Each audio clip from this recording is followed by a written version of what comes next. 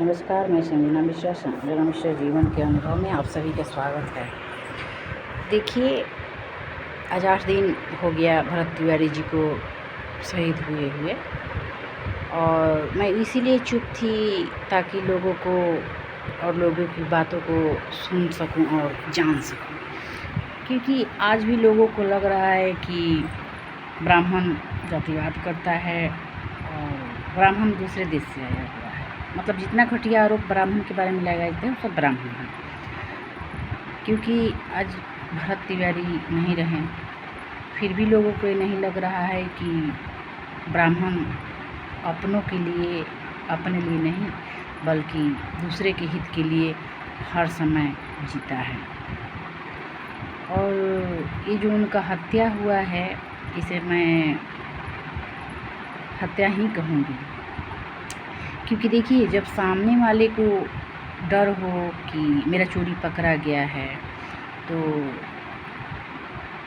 जो पकड़ता है चोरी उसके प्रति उसको डर हो जाता है कि वो एक पकड़ा है, एक जगह है, सबको बता देगा, सबको जगा देगा, तो सब जग गए तो हमारा खैर नहीं है, इसीलिए उनको रास्ते से हटाया गया। और देखिए, हमारा धर्म भी, संविधान हर वो सही धर्म बात करने वाले जानते हैं कि जब हम समर्पण कर देते हैं तो हम कितना भी बड़े अपराधी हों, हमें मारने की आज्ञा नहीं दी जाती है। लेकिन ये सोचने वाली बात है कि उनको मारने का आदेश किसने दिया, और ये भी सोचने वाली बात है कि जो मारा और जो मारने का आदेश दिया उन दोनों को सबको फांसी की सज़ा होनी चाहिए, क्योंकि यहाँ पे हर वो गलत काम करने वाले आज़ाद घूम रहे हैं।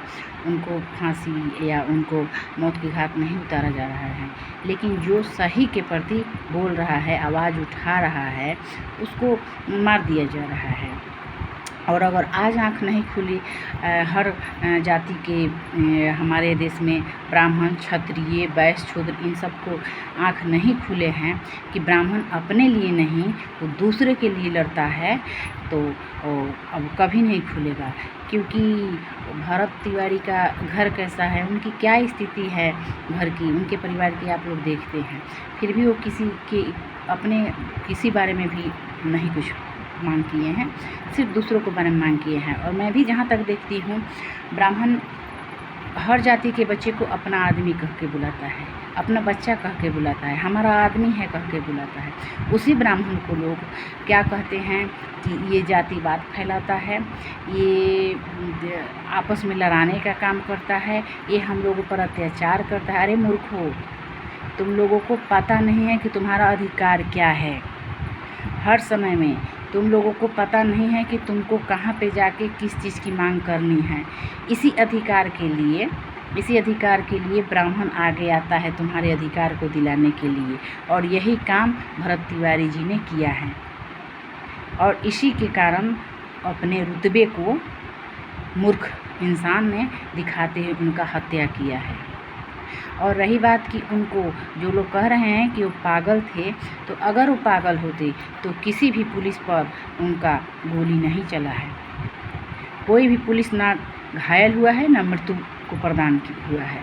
अच्छा, रही बात कि उनको जो भी गलत बात बोलने की, वो सारे के सारे आरोप उनको जो मरवाया है और जो मारा है उस पर लागू हो रहा है, क्योंकि अपने पद में और अपने मद में है। वो अपने पद और मद दोनों में पागल था, क्योंकि पागल इंसान अपने आप को पागल कह नहीं सकता है, लेकिन जो पागल नहीं है वो पागलपंती करके दिखाता है। उतने सोचे समझे, इतने समझदार, इतने तेज तरह के इंसान को अपनी खूबी उस पर थोप कर उसको मारा गया है, क्योंकि ये जिसने मारा है सब के सब पागल है। और मेरा यही मांग है कि हम सब एक होकर क्रांति लाएं, हम सब एक होकर क्रांति लाएं। किसी अकेले के मृत और मरे हुए मातम में तमाशा ना दिखाएं बनकर कि हाँ वो ठीक किए, वो शहीद हैं। वो सबों के लिए लड़े। इसलिए हमें अपने आप को हम अपने समाज को, अपने देश की सुरक्षा के लिए हम लोगों को क्रांति लानी ही चाहिए।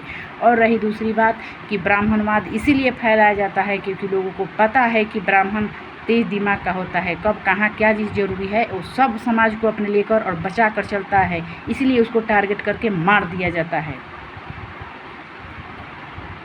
वो अपने लिए नहीं कुछ सोचता है, नहीं तो सोचता तो इस देश में सतयुग द्वापर त्रेता कलयुग में वह राजा होता, ना कि किसी और को बनाता।